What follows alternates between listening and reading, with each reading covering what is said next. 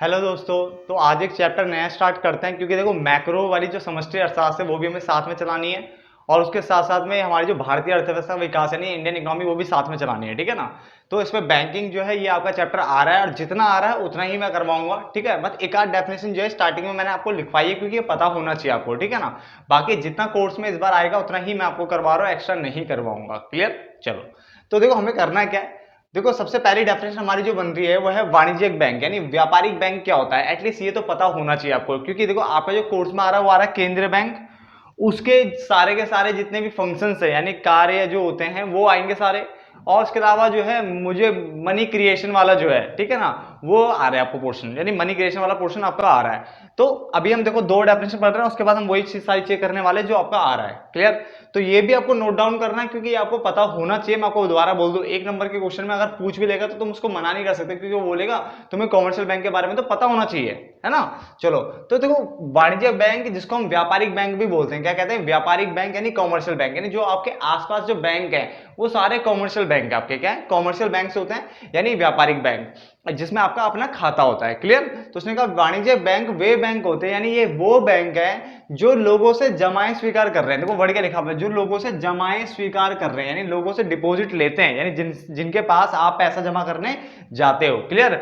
और उसके बदले में क्या देते हैं वो, अगर पैसा लेना तो पैसा भी दे देंगे, यानी उधार देने का कार्य करते हैं। यानी ये वो बैंक है, ये वो बैंक सारे बैंक है जो कि लोगों से जमा लेते हैं और उनको क्या देते हैं, उधार देते हैं।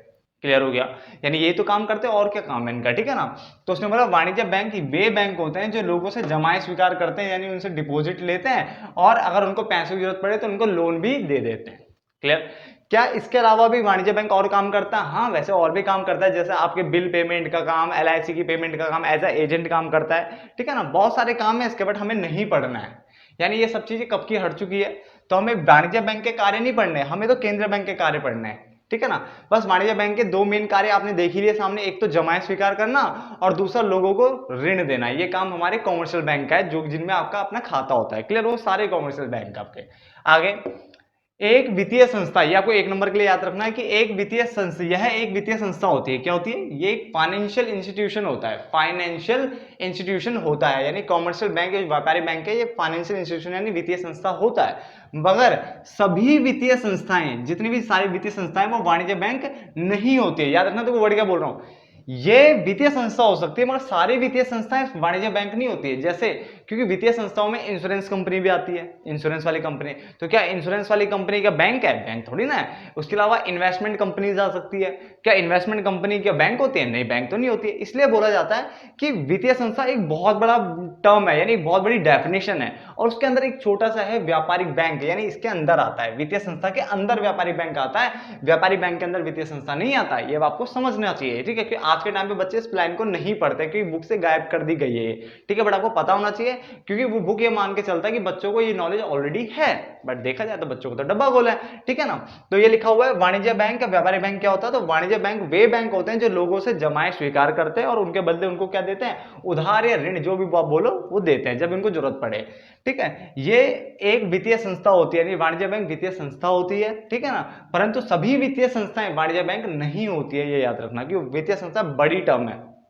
आगे, ये साख निर्माण के लिए, यानी जो पैसों का जो निर्माण करना होता है, तो पैसों का निर्माण का कार्य किसके हिसाब से करता है? केंद्रीय बैंक की नीति के अनुसार करता है। यानी व्यापारिक बैंक साख निर्माण यानी मनी क्रिएशन का काम करेगा, बट किसके अकॉर्डिंग करेगा? जो केंद्रीय बैंक की जो पॉलिसीज होगी, जो उनके जो रूल्स रेगुलेशन सब चीज होगी, उसको ध्यान में रखते हुए क्या करेगा? ये मनी क्रिएशन का काम करता है। क्लियर हो गया। तो पहली डेफिनेशन देखो, मैंने टाइम लगा लगा के आपको पढ़ाता हूँ, मैं कभी भी ये नहीं करता हूँ कि फटाफट से रट्टा मारा 2 मिनट में निकल गए, तरीके से आपको एक एक चीज बताता हूं। ठीक है, फिर भी अगर आपको समझना है तो मैं ये तक बोलता हूं आपको कि आप कमेंट बॉक्स में लिख लो। ठीक है, अगले पार्ट में और हो सके तो मैं वहां समझा दूंगा दोबारा से एक बार। ठीक है ना। चलो, उसके बाद ओवरड्राफ्ट, ये पढ़ लेते हैं, क्योंकि आज के टाइम पे ये पता होना चाहिए इसके बारे में, ओवरड्राफ्ट क्या होता है। देखो ओवरड्राफ्ट होता है, जैसे मान के चलो आपके बैंक में 25,000 रुपए पड़े, और आप बैंक के क्या एक रेगुलर कस्टमर हो, एक अच्छे कस्टमर हो, तो बैंक क्या करता है, आपको एक ऐसी फैसिलिटी देता है जिसके अकॉर्डिंग अगर आपको मान लो 30,000 की पेमेंट करनी है, तो अकाउंट में तो 25,000 है, तो क्या बैंक 25,000 से ज्यादा की पेमेंट करने देगा? नहीं देता। बट इस केस में वो 25,000 की पेमेंट, 25,000 से ज्यादा की पेमेंट करने की आपको फैसिलिटी देगा, कहेगा निकाल लो, कोई दिक्कत नहीं। तो इसका मतलब जो आपने 5,000 जो एक्स्ट्रा निकाले, आपने 25 या 30 की पेमेंट करी, बैंक में तो 25,000 पड़ा था, तो 5,000 जो एक्स्ट्रा निकाले, मानता हूं बैंक आपसे बाद में वो ले लेगा, बैंक आपसे बाद में वो पैसा ले लेगा, मगर अभी तो फैसिलिटी दे दी ना, अभी आपके पास पैसे नहीं थे बट बैंक ने आपकी तरफ से पेमेंट कर दी। इसी को कहते हैं ओवरड्राफ्ट फैसिलिटी, यानी आपकी जो जमा से ज्यादा का अगर पैसे निकालने की अगर सुविधा आपको दे रहा है बैंक, तो उसको ओवरड्राफ्ट कहते हैं। क्या कहते हैं? ओवरड्राफ्ट। तो ये बैंकों द्वारा अपने ग्राहकों को दी गई सुविधा होती है, जिसके अंतर्गत लोग, ठीक है, अपनी जमा से ज्यादा, यानी जितने उनका जमा है उससे ज्यादा का ऋण ले सकते हो, या ये बोलो अपनी जमा से ज्यादा का ज्यादा मुद्रा क्या बैंक से निकाल सकते हैं, यानी जितनी उनकी जमा है उससे ज्यादा पैसा निकाल सकते हैं। बट याद रखना ये सभी को फैसिलिटी नहीं मिलती है, ये कुछ खास और रेगुलर कस्टमर को ही मिलती है। क्लियर हो गया? दो पॉइंट आपके क्लियर। अब आता है केंद्रीय बैंक। देखो केंद्रीय बैंक के बारे में कौन नहीं जानता, रिजर्व बैंक ऑफ इंडिया, ठीक है ना, रिजर्व बैंक ऑफ इंडिया। तो केंद्रीय बैंक देश का सर्वोच्च बैंक है, यानी सबसे बड़ा बैंक, ठीक है ना, सबसे बड़ा बैंक है, सर्वोच्च बैंक है, और जो देश की संपूर्ण पूरी की पूरी बैंकिंग प्रणाली को क्या करता है? नियंत्रित करता है। ये पूरी बैंकिंग प्रणाली को क्या कर रहा होता है? नियंत्रित कर रहा होता है। इसके भी 1 नंबर के क्वेश्चन मैं करवाने वाला हूं, मनी के और बैंकिंग के, ठीक है, दोनों के होने वाले हैं, कुछ दिनों में अपलोड होने वाले हैं, ठीक है ना, तो ध्यान रखना। तो अभी हम थ्योरी पढ़ रहे हैं, साथ में 1 नंबर के क्वेश्चन भी अपलोड होने वाले, बन चुके हैं कब के, बस अपलोड करने रहते हैं, थोड़ा दिक्कत है, ठीक है, अपलोड करना बाकी रहता है उनका काम। तो केंद्रीय बैंक देश का सर्वोच्च बैंक है, जो देश की संपूर्ण बैंकिंग प्रणाली को नियंत्रित करता है। यहां तक कोई दिक्कत नहीं। आगे, यह देश में नोट जारी करने का एकमात्र एजेंसी है। सिर्फ केंद्रीय बैंक के पास ही ये राइट है, ये पावर है कि वो क्या नोट इशू कर सकता है, नोट दे सकता है, बाकी किसी बैंक को नहीं दिया गया। क्योंकि अगर बाकी बैंकों को दिया होता ना, तो पीएनबी बेचारा अपने हरे नोट छाप रहा होता, एसबीआई अपने पीएनबी अपने लाल नोट छाप रहा होता, एसबीआई अपने हरे नोट छाप रहा होता, कोई अपने पीले नोट छाप रहा होता, और इससे अर्थव्यवस्था पूरी की पूरी तहस नहस हो जाती। इसलिए नोट जारी करने का अधिकार सिर्फ एक को दिया गया, और उसका नाम है केंद्रीय बैंक। सिर्फ इसी के पास वो अधिकार है जिससे नोट जारी कर सकता है, और इसको सरकार का बैंक भी बोलते हैं। यह सरकार के बैंक का कार्य भी करता है, इसलिए इसको सरकार का बैंक भी बोलते हैं। और यह देश में मुद्रा की पूर्ति को क्या करता है? नियंत्रित करता है कि मुद्रा की जो सप्लाई है, मनी सप्लाई है, किस तरह से उसको कम है, ज्यादा है, कितनी चाहिए, कितनी नहीं चाहिए, सब कौन देखता है? हमारा केंद्रीय बैंक देखता है, ठीक है ना। तो केंद्रीय बैंक देश का सर्वोच्च बैंक है, जो देश के संपूर्ण बैंकिंग प्रणाली को नियंत्रित करता है। यह देश में नोट जारी करने का एकमात्र एजेंसी है, और यह सरकार के बैंक का कार्य करता है, तथा साथ में देश में मुद्रा की जो पूर्ति है उसको भी नियंत्रित करने का काम कौन करता है? केंद्रीय बैंक करता है। तो मेरे हिसाब से 3 डेफिनेशन आपको बहुत अच्छे से समझ में आ गई है। तो साथ ही साथ लाइक करना ना भूले वीडियो को, ठीक है ना। चलो आगे बढ़ते हैं। तो आगे बढ़ते हैं, याद रखना, जब आपका वो चैप्टर आया था, क्या नाम उसका, जो सीबीएसई का अपडेट आया था, उससे पहले ही मैंने आपको क्या करवा दिया था? मुद्रा वाला चैप्टर करा दिया था, है ना। तो मुद्रा वाला जो चैप्टर मैंने आपको कराया था, उसमें वस्तु विनिमय प्रणाली वाला पोर्शन नहीं पूछेगा पेपर में, बट आपको फिर भी पढ़ना है, क्योंकि आप पढ़ लोगे तो ज्यादा बढ़िया है, ठीक है।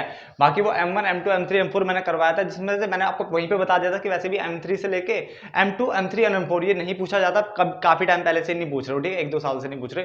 तो वैसे भी हम उसको नहीं, बस लिखवा देता हूँ मैं, बट आपको नहीं पढ़ना होता, आपको सिर्फ आपको M1 पढ़ना होता है। क्या होता है? M1 पढ़ना होता है, तो वहीं बता दिया था। बाकी जो वस्तु विनिमय प्रणाली है वो भी आपको नहीं ध्यान देना है, मगर आप पढ़ लोगे तो ज्यादा अच्छा है, मैं तो यही बोलूंगा, ठीक है ना। क्योंकि ज्यादा बड़ा चैप्टर मुद्रा वाला है ही नहीं, वो बहुत छोटा चैप्टर है, ठीक है। बाकी चीजें आपको पढ़नी जितनी भी उसके अलावा है। तो अब इसकी बात करते हैं, तो आपको समझ में आ गया मैंने क्या बोला है। मैंने कहा मुद्रा वाले चैप्टर में वस्तु विनिमय प्रणाली वाला जो पोर्शन है स्टार्टिंग का, वो नहीं पढ़ना है, मुद्रा से पढ़ना स्टार्ट करना है, मुद्रा से लेकर एंड तक पढ़ना है। और जो मुद्रा पूर्ति के माप थे M1 M2 M3 M4, उसमें सिर्फ M1 को पढ़ना है, M2 M3 M4 नहीं पढ़ना आपने। क्लियर है? और जो M4 के नीचे वो तरल और व्यापक वाली बात लिखवाई थी, वो तो पढ़नी है, ठीक है। किसके लिए पढ़नी? सिर्फ M1 के लिए। क्लियर? चलो अब आता है केंद्रीय बैंक के कार्य, क्योंकि वो बहुत छोटा सा चैप्टर था, ठीक है ना। चलो केंद्रीय बैंक के कार्य में देखो, सबसे पहला जो है ना आपके पास वो है नोट जारी करना। देखो हमें ये सारे कार्य पढ़ना है, ठीक है, चाहे सीबीएसई ने लिखे नहीं लिखे उससे कोई मैटर नहीं करता। सीबीएसई ने कुछ कार्यों की हेडिंग तो डाली भी है, ठीक है ना, बट मैं चाहता हूं आप सारे पढ़ो, क्योंकि कोई भरोसा नहीं है कि वहां पे लिखा हुआ फंक्शन ऑफ क्या नाम है इसका, सर जो आपका रिजर्व बैंक ऑफ इंडिया वो आएगा, ठीक है ना। उसमें से एग्जांपल में इन्होंने 1-2 लिखवा रखे हैं वहां पे, ठीक है। तो उसका मतलब ये नहीं होता कि सिर्फ 3 ही होंगे, ज्यादा ही है, ठीक है ना। तो 7 वहां पे है, तो मैं 7 आपको करवाने वाला हूं, जिसमें पहला नोट जारी करना है, काफी आसान सा नाम से समझ में आ रहा है।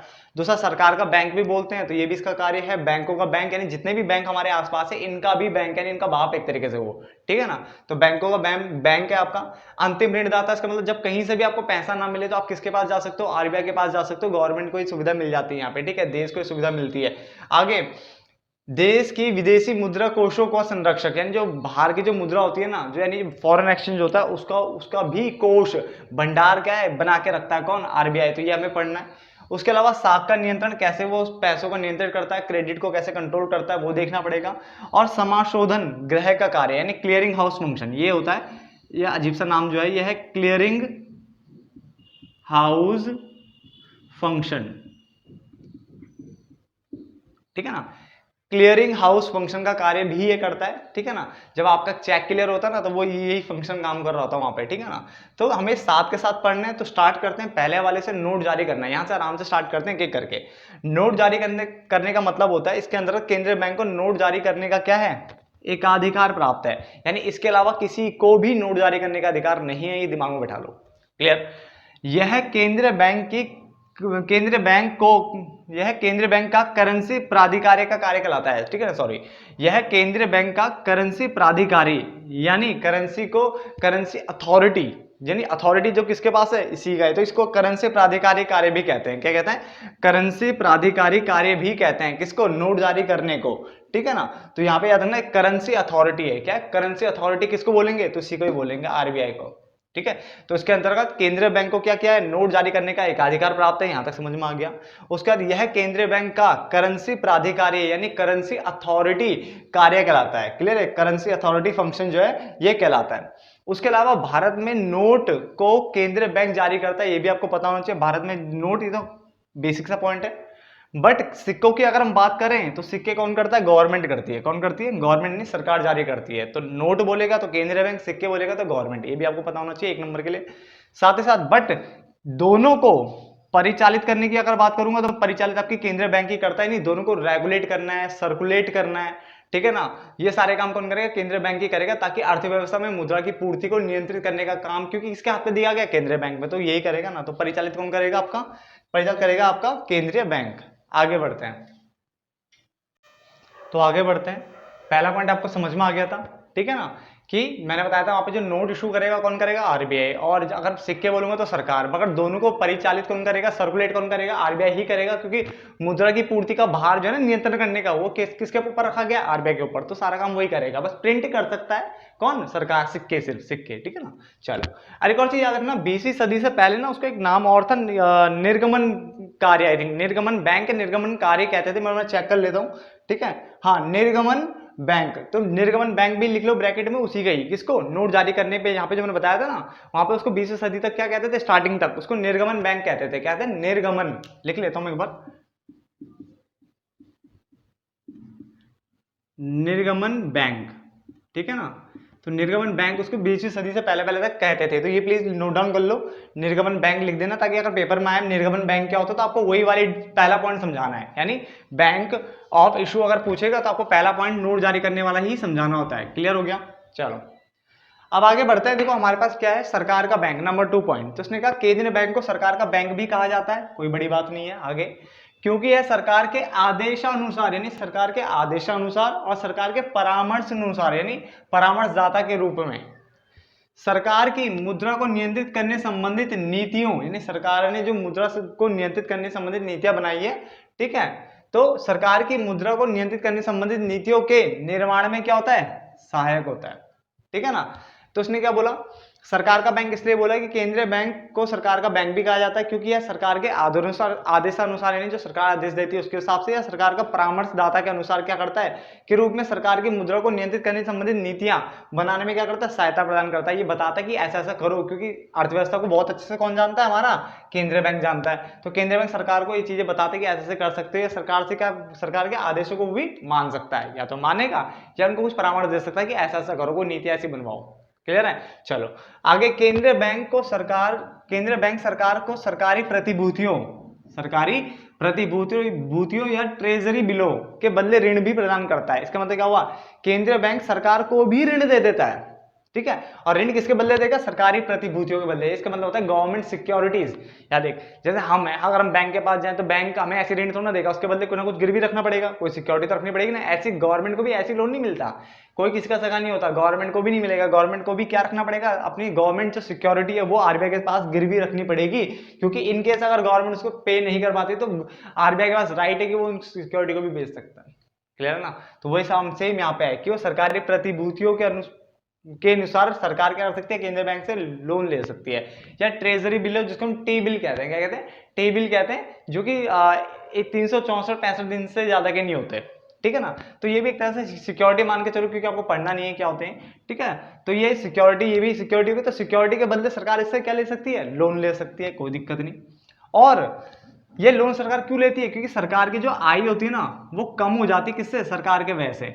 इसका मतलब क्या है, सरकार की जो आय है वो बेचारी कम चल रही है, किससे, व्यय से। इसका मतलब व्यय ज्यादा है, व्यय की तरफ मुंह खोल दिया ना, तो व्यय ज्यादा है, आय कम है, तो सरकार अभी क्या घाटे में चल रही है। तो सरकार घाटे में चल रही है, तो सरकार अपनी सिक्योरिटी रख करके क्या ले सकता है, लोन ले सकता है, किससे, केंद्रीय बैंक से। इसलिए इसको क्या कहते हैं, सरकार का बैंक भी कहते हैं, सरकार का ही बैंक एक तरीके से, ठीक है ना। और यह आरबीआई से लिए गए उधार के रूप में, क्या बोलते हैं, यह आरबीआई यानी रिजर्व बैंक ऑफ इंडिया से लिए गए उधार के रूप में या उधार के द्वारा घाटे की वित्त व्यवस्था कहलाती है। तो अगर आपसे कोई पूछेगा इसको क्या बोलते हैं, जब सरकार क्या नाम है उससे लोन लेने जा रही है, किससे, आरबीआई को, आरबीआई से लोन लेने जाती है, तो उसे क्या बोलते हैं, उसे बोलते हैं घाटे की वित्त व्यवस्था। यानी जो डेफिसिट फाइनेंसिंग, यानी जो घाटा है ना उसको व्यवस्थित करने की कोशिश कर रही है सरकार, क्या कर रही है, उसको थोड़ा सा सही करने की कोशिश कर रही है, कैसे, ऋण लेकर के। चलो, बैंकों का बैंक, ठीक है। बैंकों बैंक की बात करें तो हमें पता है केंद्रीय बैंक देश का क्या सर्वोच्च बैंक है, हमने पढ़ लिया था। यह अन्य बैंकों के नकद कोष का, यानी जो भी कैश डिपॉजिट जो उनके पास होते हैं, कैश रिजर्व्स होते हैं, किसके पास होते हैं, वाणिज्य बैंकों के पास जो भी कैश रिजर्व होते हैं उसका कुछ भाग अपने पास रख लेगा। किसके पास रखेगा, अपने पास। कैसे रखेगा, अनिवार्य, अनिवार्य मतलब कंपलसरी है, देना ही देना होता है। यानी आरबीआई को कुछ परसेंटेज यानी कॉमर्शियल बैंक देते ही देते हैं, बात समझ गया। इसको कैश रिजर्व रेशियो बोला जाता है, बट इस बार नहीं पढ़ना हमें क्योंकि कोर्स में नहीं डाला गया, पीछे फेंक दिया गया, ठीक है। तो कैश रिजर्व रेशियो होता था वैसे वो नकद आरक्षित अनुपात या नकद संरक्षित अनुपात, ठीक है। इसमें क्या होता था कि जो हमारे जो वाणिज्य बैंक है ना उनको अपनी डेली डिपॉजिट का यानी दैनिक जमाओं का कुछ परसेंटेज यानी कुछ भाग केंद्रीय बैंक को देना होता था। यानी जो डेली डिपॉजिट हो रही है, टोटल डिमांड एंड लायबिलिटीज, जो टाइम एंड डिमांड लायबिलिटीज जो भी होती थी, टोटल होती थी हमारी दैनिक जो जमाएं होती थी ना उसका कुछ परसेंटेज, यानी हर दिन की जो जमा है उसका कुछ परसेंटेज वो क्या करेगी, आरबीआई को भेजती थी, ठीक है ना। तो ये आता था इसके अंदर। और कब भेजती थी, सभी दिन का जमा कर, जैसे मंडे का, ट्यूसडे का, वेडनेसडे का, थर्सडे का, सबका जमा कर दिया, फ्राइडे का, और फिर फ्राइडे को एक दिन ही सारा पैसा भेजती थी ताकि हमारी कॉस्ट कम लगे। क्योंकि अगर मंडे को भेजेंगे फिर ट्यूसडे को भेजेंगे, हर दिन के दैनिक जमाओं का कुछ परसेंटेज आरबीआई को भेजना है, तो उससे क्या होता है, बार बार कॉस्ट लगती थी। तो उन्होंने क्या करा, उन्होंने बोला सब दिन का एक बार काट के रख लो पैसा और एक ही दिन भेज दो, बात सुना गया। तो फ्राइडे, वैसे फ्राइडे को जमा होता है, बट कोई हमें ये सब चीजें नहीं पढ़नी है, सिर्फ इतना पढ़ना है केंद्रीय बैंक देश का सर्वोच्च बैंक है और ये अन्य बैंकों के नकद कोष का कुछ भाग अपने पास अनिवार्य रूप में रख लेता है, ठीक है, ताकि अगर वित्तीय संकट आए, कभी भी अगर ऐसी कोई संकट वंकट आती पैसों से रिलेटेड, तो उनकी सहायता कर सके, उन कोषों में से पैसा निकाल के इनको दे सकता है, ठीक है ना। चलो आगे, इसका अन्य बैंकों के साथ लगभग वही संबंध है, यानी केंद्रीय बैंक का दूसरे बैंकों के साथ वही संबंध है जैसे दूसरे बैंकों का हमारे साथ, यानी दूसरे बैंक मतलब व्यापारी बैंकों का हमारे साथ। व्यापारी बैंक हमारे साथ क्या करता है, वही हमसे पैसे लेता है, हमें चाहे तो उससे ऋण ले सकते हैं, ऐसे ही होता है। तो ऐसे सेम यही बैंक भी क्या कर सकते हैं, वो केंद्रीय बैंक के पास जाकर के पैसे जमा कर सकते हैं और उनसे ऋण ले सकते हैं, सेम। यानी जैसा हमारा व्यापारी बैंकों के साथ संबंध है वैसे केंद्रीय बैंक का भी क्या व्यापारी बैंकों के साथ संबंध है, क्लियर ना। यानी इसलिए कहते हैं ये बैंकों का भी बैंक है, हमारा बैंक ये और इनका बैंक कौन है, आरबीआई। कौन है, आरबीआई। आगे, साथ ही वह दर, इसको पढ़ लेना प्लीज, ठीक है, क्योंकि ये भी कोर्स का पार्ट नहीं बन रहा था बट ये इसके अंदर भी आता है तो पूछ सकता है, मैं ये बोलूंगा बिल्कुल पूछना चाहिए ये तो, ठीक है, क्योंकि इसके अंदर भी पढ़ाया जाता है, बुक में इसके अंदर मिलेगा आपको लिखा हुआ कि जिस दर पर केंद्रीय बैंक वाणिज्य बैंकों को ऋण देता है, यानी जब आरबीआई जिस दर पर किसको दे रहा है, वाणिज्य बैंकों को ऋण देता है, उसे बैंक दर या रेपो दर कहते हैं। ये आपको ये पढ़ लेना चाहिए क्योंकि ये भी वैसे फॉलो वही होता है, आना नहीं चाहिए था बट ये इसके अंदर भी आता है, इसलिए पढ़ लो प्लीज कि जिस दर पर केंद्रीय बैंक यानी आरबीआई वाणिज्य बैंकों को ऋण देता है उस दर को हम क्या कहते हैं, बैंक दर या रेपो दर कहते हैं, क्लियर है। आगे, यानी इंटरेस्ट रेट की बात करना, जिस जो इंटरेस्ट चार्ज कर रहा हूं वहां पे। आगे, तथा वह दर जिस दर पर, ये भी याद रखना, वाणिज्य बैंक है यानी जो व्यापारिक बैंक है वो क्या करे, अपने आधिक्य कोष मतलब होता है सरप्लस, जो सरप्लस है, ठीक है, सरप्लस डिपॉजिट है जो, यानी क्या है, जो वाणिज्य बैंकों के पास क्या पड़ा हुआ है, जो सरप्लस फंड पड़ा हुआ है, क्या पड़ा हुआ है, सरप्लस फंड पड़ा हुआ है, उसको क्या करते हैं, ये जमा कर देते हैं। मैंने क्या बोला, देखो यहां पे लिखा हुआ है, तथा वह दर जिस दर पर वाणिज्य बैंकों को अपने आधिक्य कोष यानी सरप्लस, ये गलत लिख दिया क्या, सरप्लस, ठीक है ना, वाणिज्य कोषों यानी सरप्लस जितने भी फंड्स होते हैं, सरप्लस फंड्स, ठीक है ना, को आरबीआई के पास रखने की अनुमति होती है। यानी वाणिज्य बैंक खुद भी अपने हिसाब से अगर ज्यादा पैसा लग रहा है तो जा करके किसको दे सकते हैं, ये पैसा दे सकते हैं आरबीआई को। बट वही है, अगर आरबीआई डिपॉजिट रिसीव करती है, यानी आरबीआई के पास डिपॉजिट हो रहा पैसा, और अगर वो आरबीआई डिपॉजिट अगर लेती है किससे, कॉमर्शियल बैंकों से अगर डिपॉजिट ले रही है, तो उसका मतलब आरबीआई को कुछ देना पड़ेगा, और उसको हम क्या बोलते हैं वहां पे, विपरीत रेपो दर। ये तो रेपो दर था, ये विपरीत रेपो दर। नहीं, समझ लो कि अगर जिस दर पर आरबीआई कि वो आरबीआई क्या वाणिज्य बैंकों को ऋण दे रहा है, उसे तो रेपो दर या बैंक दर बोला।